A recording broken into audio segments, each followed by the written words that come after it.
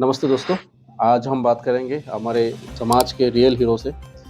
जानते हैं कि वो क्या सोचते हैं हमारे समाज के बारे में और समाज के लोगों के बारे में। हम बात करेंगे आज ड्रिंक एंड ड्राइव के बारे में। सर, पहले तो आप बताइए आपका शुभ नाम क्या है? मेरा नाम होमेंद्र कुमार साहू, और आप रायपुर से आते हैं? रायपुर से हूँ। ओके, आप एक छोटा-सा सिंपल मैसेज दीजिए कि ड्रिंक एंड ड्राइव के बारे में उसका प्रावधान क्या है? कुछ बताइए। ड्रिंक एंड ड्राइव मतलब शराब पी के गाड़ी चलाना, कोई भी वाहन चलाना मना है। और उसमें अगर मान लिया जाए अपन उसका कार्रवाई करते हैं तो उसमें 185 के तहत, धारा 185 के तहत ड्रिंक एंड ड्राइव की धारा लगता है। उसमें मजिस्ट्रेट के समक्ष पेश किया जाता है, वहाँ फाइन मजिस्ट्रेट के द्वारा निर्धारित होता है। ओके सर, मैं देखता हूँ कि कभी-कभी मैं भी जाना आना करता हूँ रास्ते से, तब देखता हूँ कि नाका लगा हुआ है, बहुत सारे कार्रवाई होते रहते हैं, बहुत सारे लोग उधर में खड़ा होता है, अपना ड्रिंक एंड ड्राइव केस में फंसा होता है। तो उन लोगों के साथ कैसे पेश आते हैं आप? उसके साथ पेश यही होता है कि घटना दुर्घटना, ये जो ड्रिंक एंड ड्राइव का जो धारा जो निर्धारित किया जाता है, फाइन जो निर्धारित हुआ है, ये घटना रोकने के लिए, ये घटना पी के गाड़ी चलाना मतलब दुर्घटना रोकने के ही लिए इसको धारा जो 185, हाँ जी, वहाँ पे उच्च न्यायालय में पेश करना। उसके बाद में जो फाइन लगता है, जो भी है, जो फाइन वो आपको न्यायालय में जमा करना पड़ता है। उसके बाद में फिर वो गाड़ी छूटता है, छूटता है। फिर अगर सेम घटना फिर दोबारा सेम पर्सन के द्वारा हुआ तो उसके लिए कुछ अलग प्रावधान है? ज़्यादा सजा का ये है या उतना ही है?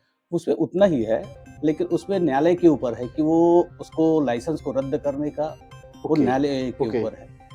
आप लोग जो रात को ड्यूटी करते हैं, चैलेंजेस आप लोगों को फेस करना पड़ता है रात को ड्यूटी का टाइम में। नाका में आप लोगों को ड्रिंक एंड ड्राइव केस मिलता है, साथ में और भी बहुत कुछ मिल जाता है, तो बहुत सारा चैलेंजेस फेस करते होंगे। क्या चैलेंज फेस करते हैं? उसमें तो अब ये है कि सामने वाले के ऊपर अगर नशा की हालत में है तो वो क्या बोलना है उसको खुद समझ नहीं आता है। उसी तरह ड्रिंक एंड ड्राइव करने में उसको तकलीफ, अपने आप को तो अच्छा लगता है, लेकिन उसमें तकलीफ पुलिस वाले को ही होता है। ओके एंड आप छोटा सा कुछ मैसेज देना चाहते हैं युवा पीढ़ी को? युवा पीढ़ी से मेरा मैसेज यही है कि वो नशा करके गाड़ी ना चलाए।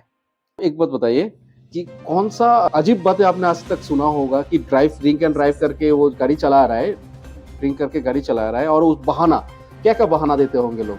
नहीं, बहाना तो ये है कि अपन शादी से आ रहा है या तो पार्टी से आ रहा है। ओके, है ना, ये तो अब बहाना तो है, लेकिन उसके बाद में कि ये गाड़ी चलाना ये दुर्घटना तो होना, ये बहुत उस केस में कोई माफी तो मिलती कोई नहीं माफी होगी। नहीं। करेक्ट, ये ऐसा ही होना चाहिए वैसे के लिए। और इससे ये है कि कल के डेट में भविष्य में कि वो दोबारा ना कर सके, इसलिए ये फाइन और धारा लागू किया गया है। करेक्ट। एक पर्सनल सवाल है कि आपका कोई अगर दोस्त मिल जाए तो उसके साथ कैसे बर्ताव करेंगे? उसके साथ वही होगा जो न्यायालय, उच्च न्यायालय जो उसके साथ, जब आप ड्यूटी में हैं तब दोस्ती नहीं है, नहीं, ये कहने वाली बात ये है। करेक्ट। बिल्कुल। आपसे एक क्वेश्चन है पर्सनल लाइफ का कि आप जब एक तो पुलिस का नौकरी इतना कठिन होता है कि दिन रात आपको धूप बारिश कुछ भी आपको कुछ हो तो आपको जाना पड़ता है, तो इस चीज़ को आप फैमिली लाइफ और जॉब को कैसे मेंटेन करते हैं आप? उसमें तो ये है कि समय निकालना पड़ता है, छुट्टी लेके फैमिली को टाइम देना पड़ता है। उसके लिए उच्च अधिकारी से। और कभी-कभी क्या होता है कि आप एक जगह में गए हो, एक जगह में आप कुछ प्रॉब्लम होने के वजह से गए हो आप, फिर उधर से कॉल आ गया कि दूसरी जगह में अटेंड करना है। हाँ, तो ये बहादुरी लगा रहता है हमेशा। हाँ, वहाँ से तो बिल्कुल तुरंत उसको सॉल्व करके दूसरी जगह पॉइंट अगर मिलता है उस पॉइंट पे जाना पड़ता है। सही है। Thank you so much sir, आपसे मिलने के लिए, और आप इतना अच्छा एक समाज के प्रति मैसेज दिया है। Thank you so much. फिर मिलेंगे कहीं पे। Thank you. ठीक, थैंक यू।